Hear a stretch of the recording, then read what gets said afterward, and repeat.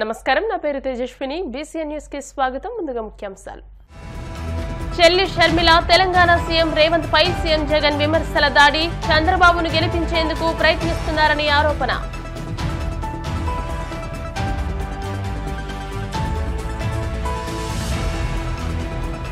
సాయంత్రానికి మోగబోనున్న మైకులు ఉన్న కొద్దిపాటి సమయాన్ని సద్వినియోగం చేసుకునే పనిలో అభ్యర్థులు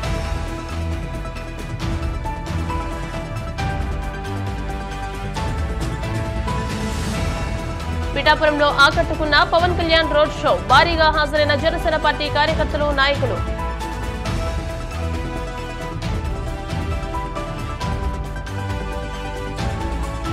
ఎన్నికల్లో వైసీపీ ప్రభంజనం ఖాయమన్న పీవీఎల్ జగన్మోహన్ రెడ్డిని మళ్లీ ముఖ్యమంత్రిగా గెలిపించుకోవాలంటూ పిలుపు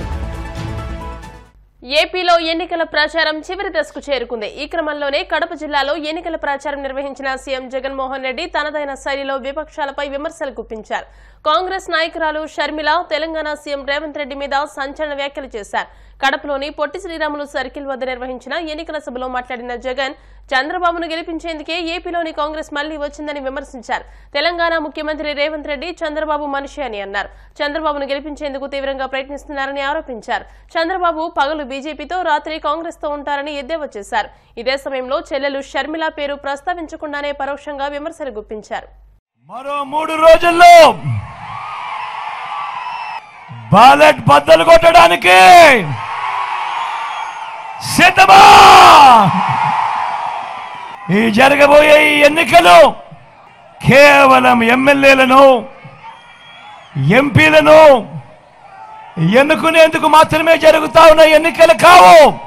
ఈ జరగబోయే ఈ ఎన్నికలు రాబోయే 5 ఏళ్ల మీ ఇంటింటి అభివృద్ధిని పథకాల కొనసాగింపును నిర్ణయించబోయే ఎన్నికలు ఈ జరగబోయే ఎన్నికలు. ఈ ఎన్నికల్లో జగన్కు ఓటు వేస్తే పథకాలన్నీ కొనసాగింపు, ఇంటింటి అభివృద్ధి, పేదవాడి భవిష్యత్తుకు భరోసా.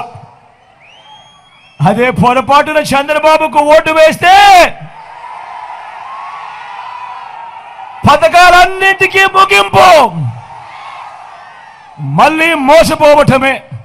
ఇదే చంద్రబాబు చరిత్ర చెప్తా ఉన్న సత్యం.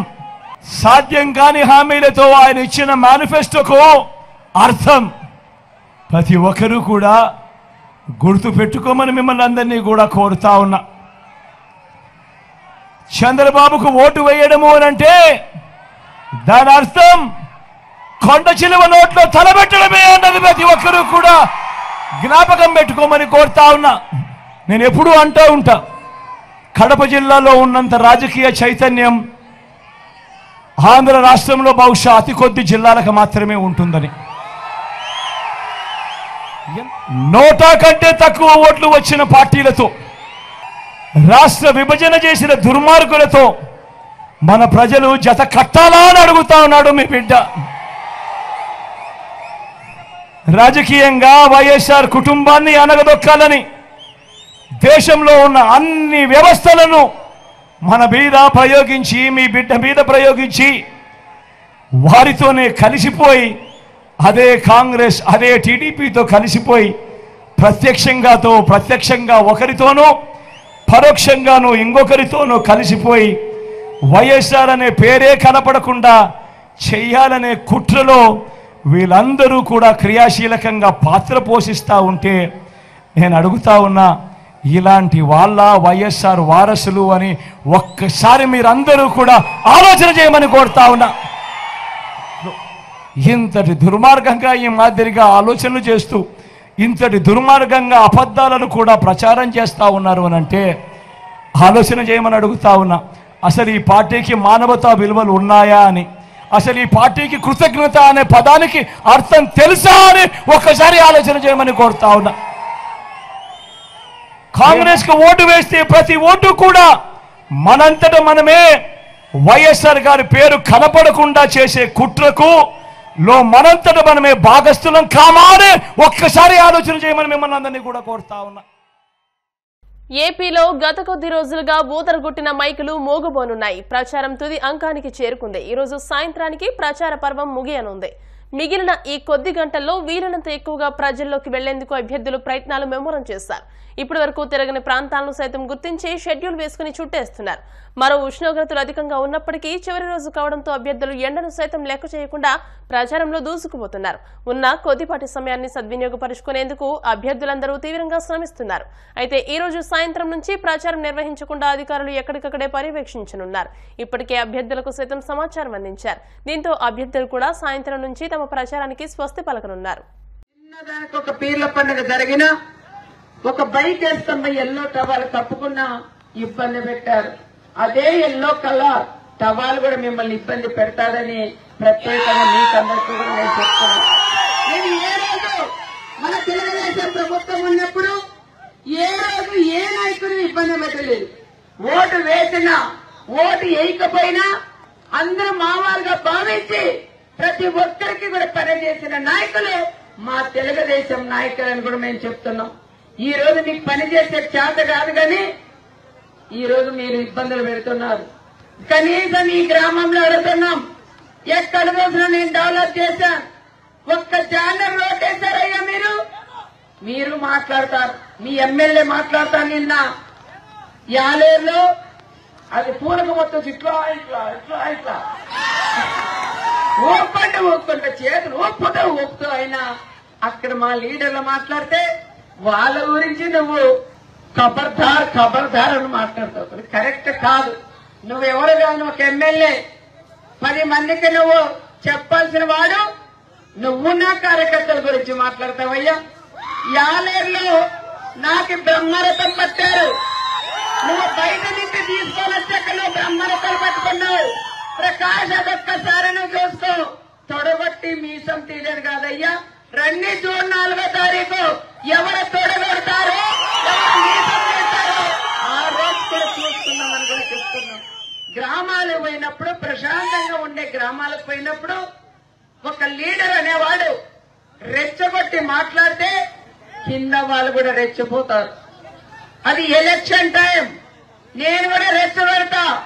నాకు నారుంది. నేను ఎంతవరకైనా నేను మాట్లాడగలను. ఒక ఆడ మనిషి అయినా అయిందేమనుకోండొచ్చు, మీకన్నా ధీటుగా నేను మాట్లాడగలను. అది పద్ధతి కాదని కూడా నేను చెప్తున్నాం. ఇది ఎలక్షన్. మీరు కూడా వాళ్ళు రెచ్చగొట్టేకొస్తారు. ఎవరు కూడా రెచ్చగొట్టండి. అందరూ కూడా ధైర్యంగా ఉండండి. 13వ తారీఖు సాయంత్రం బాక్సులు ఎత్తించేంత వరకు వాడు ఎవడైనా సరే మిమ్మల్ని ఇబ్బంది పెట్టినా ఏమి చేసినా కూడా మీరు పక్కకు పోవద్దండి. ఇళ్లలో గాని ఏదైనా కూడా పుల్లగా తాగొద్దన్నారు. కొంతమంది తాగి మొరతారు. కుక్కలు మరుగుతున్నాయి, ఎరుకుక్క మరుగుతుంది. పోనీలు అనుకోండి కానీ వాళ్ళని కొట్టేదానికి కూడా పోవద్దండి. మనకి ఎలక్షన్ ముఖ్యం కాబట్టి ప్రతి ఒక్కరు కూడా మీరు ఓపిక్ గా ఉండి మన ఆలమూరులో కూడా మంచి మెజార్టీ కూడా తీసుకురావాలని మిమ్మల్ని కోరుకుంటున్నాం. ఎమ్మెల్యే అభ్యర్థిగా నేను పోటీ చేస్తున్నా. ఎంపీ అభ్యర్థిగా మీకే పార్థసారథిగా కూడా పోటీ చేస్తున్నారు. కాబట్టి మీ అందరి ఆశీస్సుల కోసం మేము ఇక్కడికి వచ్చినాం. మీ అందరి ఆశీస్సులు కూడా చాలా ఘనంగా కూడా ఇచ్చినారు. రాష్ట్రాల్లో ఎప్పుడు జరగనంత బ్రహ్మాండం పెట్టి ఎలక్షన్ లో ఓటర్లకి వెళ్తున్నామా లేదంటే విజయోత్సవ ర్యాలీలు జరుపుతున్నామని అంత ఆనందంగా ఈ రోజు మీరు చూపించారు. ఇదే ఆనందం, ఇదే ఉత్సాహం ఇవన్నీ కూడా ఈ నెల 13వ తారీఖు దాకా ఉంచుకొని 13వ తారీఖు ఉదయమే మీరందరూ కూడా సైకిల్ గుర్తుకి 2 సైకిళ్లు ఉంటాయి. 2 సైకిల్ కూడా మరి మీరు ఓటు వేసి వెయ్యించి మంచి మెజార్టీతో మీరందరూ గెలిపించాలని కూడా కోరుకుంటున్నారు. జనసేన అధ్యక్షుడు పవన్ కళ్యాణ్ పిఠాపురం నియోజకవర్గంలో రోడ్ షో ఉత్సాహంగా సాగింది. కాకినాడ జిల్లా పిఠాపురం, గొల్లప్రోలు మండలాల్లో పవన్ కళ్యాణ్ రోడ్ షో కొనసాగింది.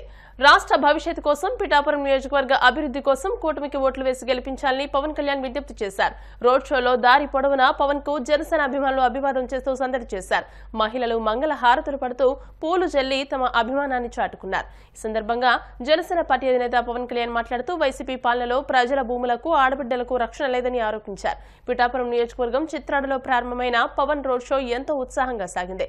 రాష్ట్ర భవిష్యత్తు, పిఠాపురం నియోజకవర్గ అభివృద్ధి కోసం గాజు గ్లాస్ కు కూటమికి ఓటు వేసి గెలిపించాలని పవన్ కళ్యాణ్ కోరారు. ఆంధ్రప్రదేశ్ దిశ దశని మార్చే పిఠాపురం ఎన్నికలది. మామూలు ఎన్నికలు కాదు. ఒక 25 సంవత్సరాలకి ఆంధ్రప్రదేశ్ భవిష్యత్తే కాదు, ఆంధ్రప్రదేశ్ భారతదేశంలోనే ఎంత బలమైన రాష్ట్రంగా తయారవుద్ది అనడానికి మొదటి బీజం పిఠాపురంలోనే మొదలవుద్ది. డబ్బులతో అమ్ముడైపోయే పార్టీ కాదు, జగన్ లాగా ఒక సారా ప్యాకెట్ ఇస్తే అమ్ముడైపోయే పార్టీ కాదు, బిర్యానీ ప్యాకెట్ల కోసం అమ్ముడైపోయే పార్టీ కాదు. దెబ్బతిన్నా దశాబ్ద కాలం ఎవ్వరు కూడా పార్టీని నడపలేకపోయారు. ఇది పవన్ కళ్యాణ్ గొప్పతనం కాదు. పవన్ కళ్యాణ్ని గుండెల్లో పెట్టుకున్న ప్రతి వీర మహిళ, ప్రతి జన సైనికుడు, ఆశయాల కోసం నలిగిపోయే ప్రతి పౌరుడు, నేను మాటిస్తున్నా, కాకినాడ SEZలో ఇక్కడ మన పిఠాపురం యువతకి, కాకినాడ యువతకి చెందాల్సిన ఉపాధి అవకాశాలు మీకు వచ్చేలాగా నేను కృషి చేస్తాను. మీకు వచ్చే వరకు పోరాటం చేస్తాను. ఈరోజు జగన్ భయపడుతున్నాడు. ఈరోజు జగన్ ఎలా చేశాడు? జగన్ ఈ రోజున ఒక్కడిని బతకనిచ్చాడా? ఇన్ని 5 సంవత్సరాలు ఎంతమందిని భయపెట్టాడు? వీధుల్లోకి రావడానికి భయం, రోడ్ల మీదకి రావడానికి భయం, నా హక్కులు ఉల్లంఘించబడ్డాయి అని అడగాలంటే భయం. ఈ భయాన్ని ఎవరు తీశారు? జనసేన, జన సైనికులు, వీర మహిళలు రోడ్ల మీదకి వచ్చారు. పంచాయతీ ఎన్నికల్లో గెలుస్తామా ఓడుతామా లేదు, రస్తా ముందుకెళ్తుందా లేదా, నిలబడతామా లేదా, అది జనసేన నిలబెట్టింది. దమ్మంది జన సైనికులకి, దమ్మంది వీర మహిళలకి, దమ్మంది జనసేన మద్దతుదారులకి. ఒకటే అనుకున్నాను, ఎప్పటికీ తీరదా, వైసీపీ గుండాగిరిపోదా అంటే ఒకటే గుర్తుపెట్టుకోండి, రాహువు పట్టిన పట్టు ఒక సెకండ్ ఖండమైన లోక బాంధవుడు అసలు లేకుండా పోతాడా? మూర్ఖుడు గడియారంలో ముళ్ళు కదలనీకుంటే ధరాగమనం అంతటితో తలకిందైపోతుందా? కుటిలాత్మల కూటమికి ఒక త్రుటి కాలం జయం వస్తే విశ్వ సృష్టి పరిణామం విచ్ఛిన్నమవుతుందా? ధనుజు లోకమేకంగా దారికడ్డంగా నిల్చుంటే నరజాతి ప్రస్థానం పరిసమాప్తమవుతుందా? 151 మంది ఎమ్మెల్యేలు, 30 మంది ఎంపీలు కూర్చొని 5 కోట్ల మంది ప్రజల్ని భయపెట్టారు.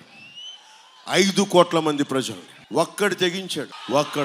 ఒక్క జన సైనికుడు తెగించాడు. ఒక్క వీర మహిళ తెగించింది. కడుపు మండిన సుగ్గాలి ప్రీతి ఎస్టీ కులాలకి చెందిన ఒక ఆడబిడ్డ తెగించింది. ఒక భవన నిర్మాణ కార్మికుడు రోడ్ల మీదకి వచ్చాడు. కడుపు మండిన గోపాలమిత్ర బయటకు వచ్చాడు. కడుపు మండిన ఉద్యోగి బయటకు వచ్చాడు. కడుపు మండిన ప్రతి ఒక్కరు బయటకు వస్తే వారందరూ వారి వేదన నాకు తెలియజేస్తే నేను ప్రాణాలని పణంగా పెట్టాను. గుర్తుపెట్టుకోండి, ఎవరి కోసం పెట్టాను ప్రాణాలని? మీ భవిష్యత్తు కోసం. చంద్రబాబు హుందాగా ప్రవర్తిస్తే బాగుంటుందని తన స్థాయిని మర్చిపోయి మాట్లాడుతున్నారని మంత్రి బొత్స సత్యనారాయణ ఆరోపించారు. ఈ మేరకు ఆయన మీడియాతో మాట్లాడుతూ ల్యాండ్ టైటిలింగ్ యాక్ట్ పట్ల తప్పుడు ప్రచారం చేస్తున్నారని ఆరోపించారు. ప్రజలు చంద్రబాబును నమ్మే స్థితిలో లేరని, జూన్ 4వ తేదీన అసలు విషయం తేలిపోతుందని అన్నారు. చంద్రబాబు భూముల విషయంలో చేసిన తప్పుడు ప్రచారాన్ని ప్రతి ఒక్కరూ తప్పుపడుతున్నారని, ఒకరి ఆస్తులను ఎప్పటికీ మరొకరు ఆక్రమించుకోలేరంటూ హితవు పలికారు. ఆఖరికి వచ్చి ఓడిపోతే తీసుకొచ్చి ఎమ్మెల్సీని చేసి మంత్రిని చేసావు. మంత్రిని చేస్తావు. మన్నాడు నిలబడితే ఓడిపోయాడు నీ కొడుకు. ఎందుకు పనికిరాని సొంత నువ్వు వచ్చి మాకు నీతో చెప్తావు. పొనికి వల్ల ఏదో కొత్తగా మేము వచ్చి ఆత్మగౌరవం మేము ఆత్మగౌరవం అమ్మాము. నువ్వు ఏ కొడుకు ఆ కొడుకు ఏ ఎండకా కొడుకు పట్టుకున్నా తత్వం నీ బతుకు, మా బతుకు కాదు. రాజకీయాల్లో నీ ఇలా ముఖ్యమంత్రి పదవి నేను చేయకపోవచ్చు. తలెత్తుకుని తిరిగే బతుకు మా రాజకీయంలో మాది. ఏదైనా ఉంటే వాస్తవాలు చెప్పే బతుకు మాది, అంతేగాని అబద్ధాలు చెప్పుకుని గడిపే తత్వం మాది కాదు. నీకు వచ్చి 4 పదవులు ఉండొచ్చు అంట, మా గురించి వచ్చి మాట్లాడతాడ. మాకే నామినేషన్, మేము నామినేషన్ పదవి చేస్తున్నామా? నువ్వు అధికారం ఉన్నప్పుడే కదా నేను ఎంపీనయ్యా. మర్చిపోయావా చంద్రబాబు? నువ్వు అధికారం ఉన్నప్పుడు కదా నా భార్య శిలాపతి చర్మైంది. మళ్ళీ నువ్వు అధికారం ఉన్నప్పుడు కదా నేను ఎమ్మెల్యేగా, నేను మా తమ్ముడు ఎమ్మెల్యేగా పోటీ చేసి 2004లో అయ్యాము. నువ్వు అధికారంలో ఉన్నప్పుడు నీ కొడుకు పోటీ చేసి ఓడిపోయాడు కదా, మర్చిపోయావా? నువ్వు అధికారంలో ఉన్న నీ తోడోళ్ళు, నీ కొడుకు తోడోళ్ళు వచ్చి ఎంపీగా వైజాగ్ ఓడిపోయాడు, మర్చిపోయావా? రాజకీయాల్లో వచ్చి మాట్లాడినప్పుడు కొంచెం జాగ్రత్తగా ఆలోచించుకొని మాట్లాడాలి. అంతేగాని ఏదేదో మాట్లాడేస్తే ఒక పదవి చేసావంటే ఎంతో జాగ్రత్తగా, ఎంతో హోందాగా మనం మాట్లాడితే దానికి ఒక శాంటిటీ ఉండేటట్లు, ఆ మాట వచ్చి సమాజానికి వచ్చి ఒక ఆలోచించేటట్లు, ఒక దిక్సూచిగా మళ్ళీ రాబోయే తరాలు వచ్చి దాన్ని ఉపమానం తీసుకున్నట్టుగా ఉండాలి ఏదైనా మాట్లాడితే. అంతేగాని ఇవేం పనికి మన మాటలు. నీ పని అయిపోయింది, నా పని అయిపోయిందో, నీ పని అయిపోయిందో రేపు జూన్ 4 నాడు తెలుస్తుంది. ఎవడు పని అయిపోయిందో, ఎవడు పార్టీ అయిపోయిందో. గొప్ప చెప్పుకోవడం కాదు, ఏదో పనులు, ఏదో మాటలు, ఈ రాతలు, ఆ ప్రజల్ని ఇబ్బంది పడ్డాలు, వాళ్ళు ఉసురు పోసుకోవాలి. చెప్పు, ఇంతమంది ఉసురు ఆ తెలుగుదేశం పార్టీకి, ఆ కుటుంబ నాయకులకి ఉసురు పోసుకోరా? ఏ ఒక్కడు హర్షిస్తాడు ఈ రాష్ట్రంలో? రాత్రి కోర్టు ఆర్డర్ ఇస్తే అది చేయడానికి వస్తే మళ్ళీ ఫిర్యాదు పెట్టి మళ్ళీ ఎలక్షన్ కమిషన్ వచ్చి మా ఫిర్యాదు వచ్చి అందుకే మెప్పుకోము చేస్తానంటే, అంటే సమయం అయిపోయినంత ప్రజలు వచ్చి మమ్మల్ని నమ్మరనుకో. ప్రజలకందరికీ వాస్తవాలు తెలుసు, ప్రజలకందరికీ ఏది నిజమో ఏదో అబద్ధమో తెలుసు. ఎవరు మాట మీద నిలబడతారో, ఎవరు మాట మీద నిలబడరో ప్రజలకు తెలుసు. జగన్మోహన్ రెడ్డి గారు అంటే ఒక నమ్మకం, జగన్మోహన్ రెడ్డి అంటే ఒక ధైర్యం, జగన్మోహన్ పేరు చెప్తే ఒక భరోసా రాష్ట్ర ప్రజలకి. ప్రభుత్వాల తాలూకా ఆలోచనలు ఉండాలి. ఎవరైతే ప్రభుత్వం మీద ఆధారపడుతున్న ఎవరైతే ఉంటారో, ఏ వర్గాలైతే ఉంటాయో ఆ వర్గాలకు ప్రభుత్వం ఫెసిలిటేట్ చేయాలి. ఆ వర్గాలకు చేయొచ్చి కొమ్మింగ్ వచ్చి హ్యాండ్ లిఫ్టింగ్ ఇవ్వాలి. అది ప్రభుత్వం తనకు బాధ్యత. సమాజానికి చేయాలి కానీ సేవ సామాజిక వర్గానికి కాదు. ఇప్పుడు కాసేపు ప్రకటనలు.